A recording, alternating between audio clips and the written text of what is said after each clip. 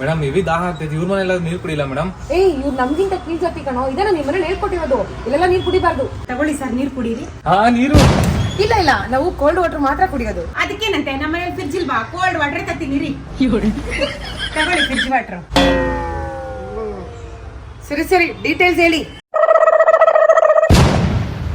ಯಾರು ನೋಡ್ತಾ ಇಲ್ವಲ್ಲ? ದಾಹ ತಡೆಯಕ್ ಆಗ್ತಿಲ್ಲ ಮೇಡಮ್, ಇನ್ನು ನನ್ನ ಕೈಲಾಗಲ್ಲ. ನಾನು ಫಸ್ಟ್ ನೀರು ಕುಡಿಬೇಕು ಮೇಡಮ್. ಮೇಡಮ್ ಎಲ್ಲಾದ್ರು? ನೀರು. ಅಯ್ಯೋ ಮೇಡಮ್ ಏನಾಯ್ತು? ನೀರ್ ಬೇಕು ಕಣೋ. ಅಯ್ಯೋ ಈ ಏರಿಯಾದಲ್ಲಿ ನೀವು ಯಾರ ಮನೇಲಿ ನೀರು ಕುಡಿಯಲ್ವಲ್ಲ? ನೀರ್ ಕುಡ್ದಿಲ್ಲ ಅಂದ್ರೆ ಸತ್ತೋಗ್ತೀನೋ.